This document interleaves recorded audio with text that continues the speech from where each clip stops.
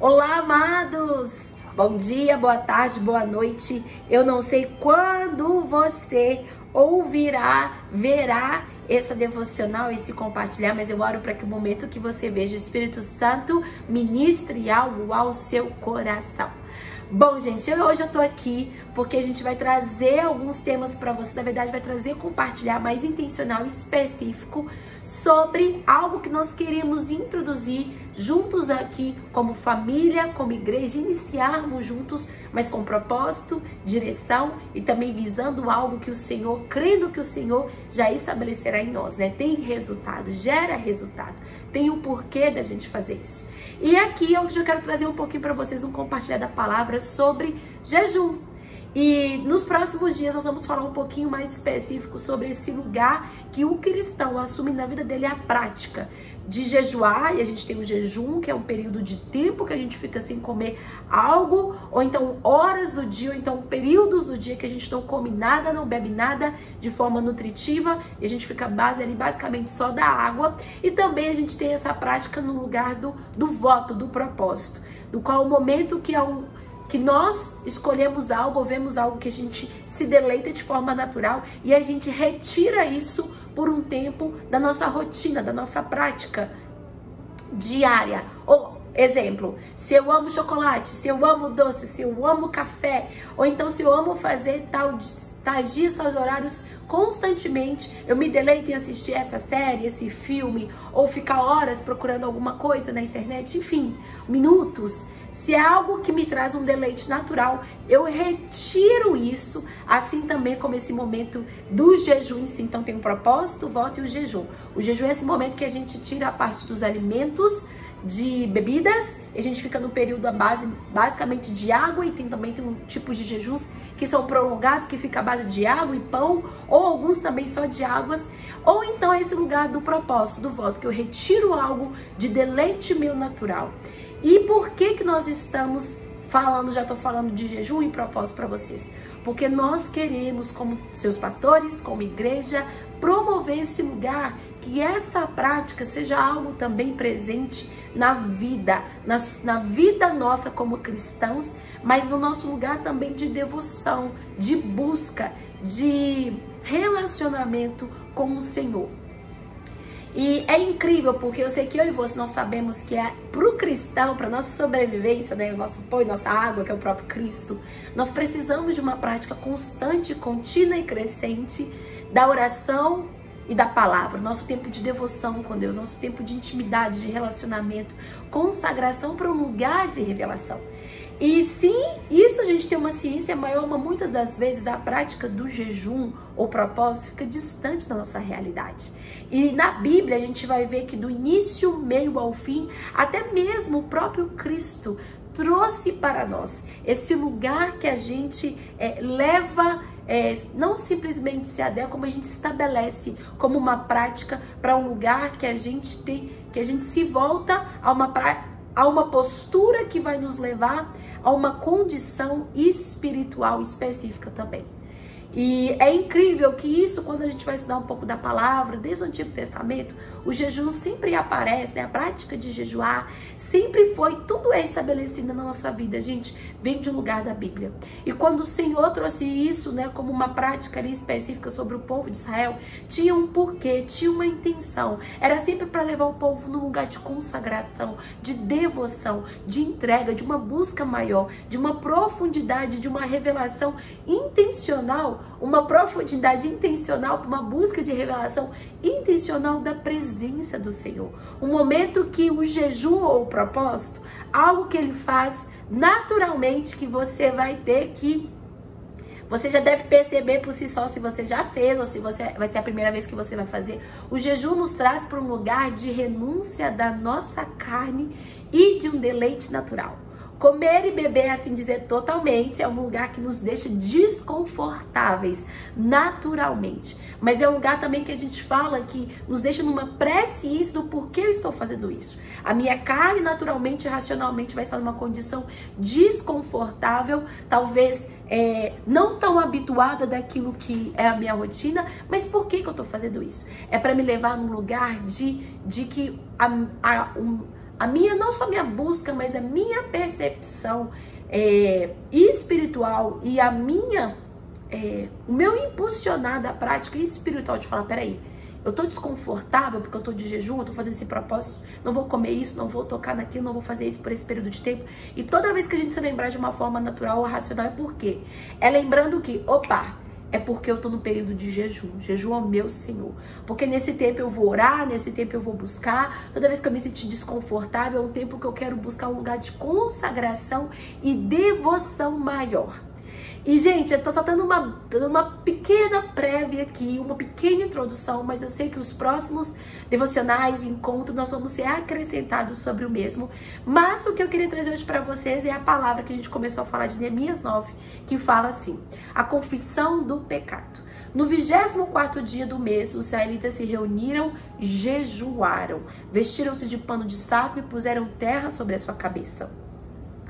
Os que eram de descendência israelita tinham se separado de todos os estrangeiros, levantaram-se nos seus lugares, confessaram os seus pecados e a maldade dos seus antepassados. Ficavam onde estavam e leram o livro da lei do seu Senhor Deus durante 3 horas e passaram outras 3 horas confessando o seu pecado e adorando o seu Deus. E aqui fala muitas coisas e aí começa no versículo 5, finalzinho, fala assim, parte B.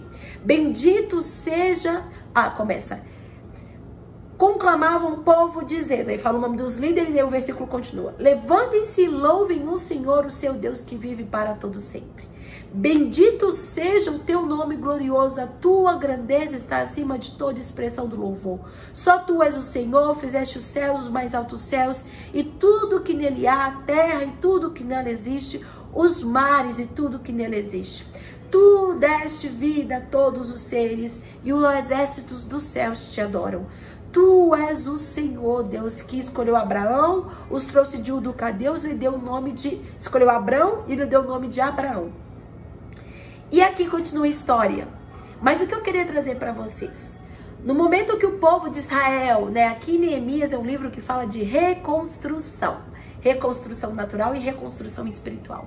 E no momento que o povo tinha assim se mobilizado, e Neemias era o governante, o líder daquele povo, e o livro de Neemias em prol desse governante, do que ele representou sobre o povo e o que ele fez, juntamente com o povo, cumprindo o propósito, algo em prol da vontade do Senhor, do propósito do Senhor, mas se posicionando para estar naquele lugar. Neemias, e juntamente com o povo, houve uma construção dos muros natural. E a partir do momento que essa construção terminou, o próprio povo se juntou, os líderes, aqueles que estavam na casa buscando o Senhor, o povo como um todo, e eles se juntaram e passaram e tomaram para si o lugar de, poxa, fizemos uma reestruturação, uma reconstrução natural. Mas agora o que precisa haver em nós é esse posicionamento de estarmos num lugar de reconstrução espiritual. Aquilo que nós somos como povo, que nós representamos nessa terra, não é simplesmente um povo que talvez foi dispersado ou afligido pelos seus inimigos, está nessa condição. Sim, isso também. Mas o que nós somos, essa construção natural, de fato representa o que nós representamos sobre esse mundo, que é o próprio Senhor, o próprio Deus, a cultura do rei. E algo que eles trouxeram aqui desde já, e que eu queria trazer para vocês, é esse lugar do temor, do zelo, da honra, que eles falavam, olha, houve algo natural, mas na nossa prática, na nossa cultura, para aquilo que a gente representa, nossas famílias, as nossas casas, a nossa vida, representa sobre todos os outros povos que não conhecem a Deus. Representa quem Deus é. E para isso tem que haver também uma contínua reconstrução, restauração, consagração nossa. E para essa prática, o que eles fizeram? Eles se reuniram, eles oraram, eles leram a palavra, confessaram seus pecados, mas eles jejuaram.